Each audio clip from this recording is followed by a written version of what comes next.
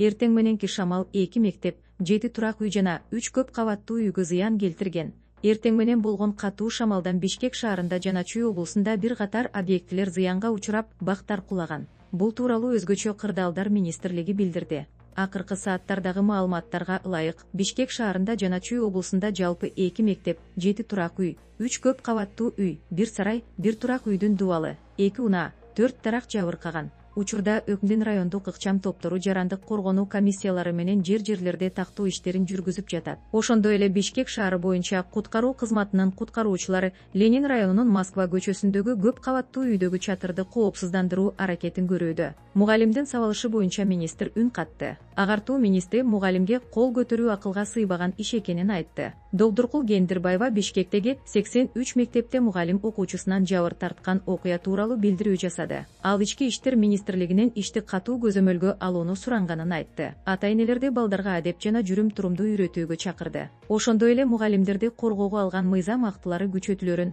мугалимге кол салуу акылга сыйбаган көрүнүш экенин билдирди. Мэр менен министр сабалган мугалимден кабар алышты. Бишкек шаарында мэр Айбек Дужунушалиев жана Кыргыз Республикасынын агартуу министри Доктуркул Кендирбаева окуучунун кол салуусунан жабыркаган 83 мектептин аскерге чейинки даярдоо мугалими Болаткан Карипжановду көрүп, ден соолугун сурашты. Бул тууралуу мэриянын басма сөз кызматы билдирди. Алар мугалимдин абалынан кабар алып, колдоо сөздөрүн айтышып, тезирээк сакайып кетишин каалашты. Мындан тышкары, мэр менен министрдин жолугушуусунда мектеп окуучуларынын арасындагы агрессиянын деңгээлин төмөндөтүү жана ушундай окуялардын алдын алуу максатында ата-энелер менен кеңейтилген жыйын өткөрүү чечими кабыл алынды. Тараптар ошондой эле коопсуздук чараларын күчөтүү жана билим берүү мекемелеринде видеобайкоо системаларын кеңейтүү боюнча макулдашышты. Айбек Дужунушалиев мэрия 2025 жылы Борбор калаанын мектептеринде видеобайкоо системаларын орнотуу жана жаңылоо үчүн 160 миллион сом бөлгөнүн белгиледи. Мугалимдин сабалышы: окуучуга кылмыш иши козголду.